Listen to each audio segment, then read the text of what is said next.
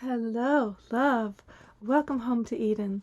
This is Eve Christoph, your Love Life Muse. Stick with me for the hottest news and subscribe to this channel to get somewhere new, darling. Hey, here I am in my tiny house. It is like the second day of actually sleeping here. I should show you around a little bit. It's crazy, we still got the whole ceiling to do. It's a mess up there. But I put 2 layers of tarp of plastic and then a whole another heavy duty tarp on top of that, taped it down with this amazing kind of tape that actually, oh my god, the tape the tape is so cool because it just sticks even in the rain. It sticks. So actually I'm not going to show you around yet. The bed's not made. So hey honey, I'm getting this feeling like, wow, tiny house living is an answer when we have so much pressure now for rent, and it takes away our creative freedom, and it takes away our ability to give our gifts to the world when everything we earn goes just to rent and keeping those lights on. So if you will join me in considering what you want to do with your life and what sacrifices you're willing to make in order to actually put you first, your dream first, your creativity first, your feeling of joy first, your love for the world first, your beingness first, because we can get sucked down a rabbit hole where the only first is stuff, is materialism, and then we can't really find joy, because joy is not in the stuff. The stuff is supposed to serve our joy. It's not supposed to be the joy. I mean, okay, you may beg to differ when it comes to clothing and jewelry. Okay, maybe it is the joy for girls. But, you get enough of that. Like, if you can just go out and buy yourself or make yourself the most wonderful clothing and jewelry. Like, I make all my own jewelry. I remake all my own clothes from Salvation Army things that I find, and I make them more juicy, cut holes and jazz them up.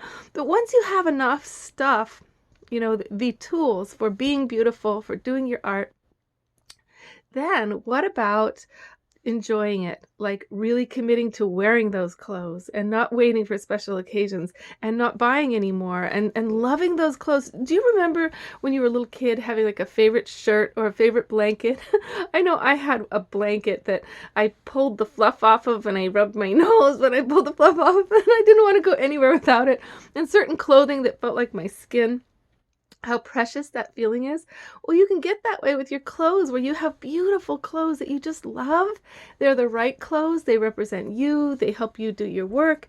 And you don't need more for a long time because you chose well and you enjoy them and you look great. And you get some, when it comes to shoes, you just have one shoe for every activity you need to do. Your work boots, your hike boots, your running shoes, your dance slippers, your cozy house slippers, your fancy shoes for going out, your sexy platforms for awesome photo shoots, whatever. But that's it then. You got all the shoes you need for your tools, your warm shoes for the winter and your sandals for the summer. You got a box of shoes. It's okay. But they're all tools, right? Instead of getting 10 sandals, okay, well, maybe have 3 because you have some really pretty dainty ones and some fat little hiking ones. Fine. That's still within the realm of service to your goals. Service to your goals. Well, my goal is to start helping you women, especially, and men who want to develop your inner feminine heart, to be leaders for the new Green Deal. Because planetary changes have hit us. We have not faced climate change and the realities of it. We haven't. We've been lied to, or we just didn't wake up. Maybe we weren't lied to. We just didn't want to know. But now we know that we have a very short amount of time, basically, to prepare ourselves for disaster. Or what about staving off the disaster? What about like really organizing for the new Green Deal and for zero carbon emissions? So by having a little tiny house, this is my first step. Is the other great thing about it is that it's just, Wow.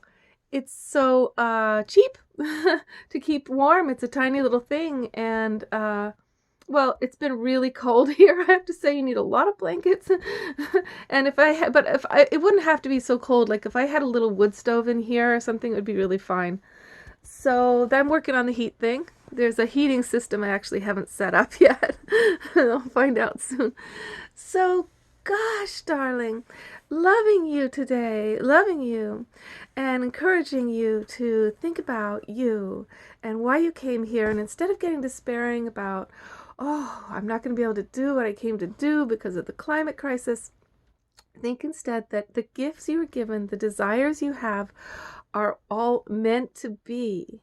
They're meant to be because they're just some aspect of what you have and what you love to do and be is meant to be channeled towards the new Green Deal and zero climate emissions.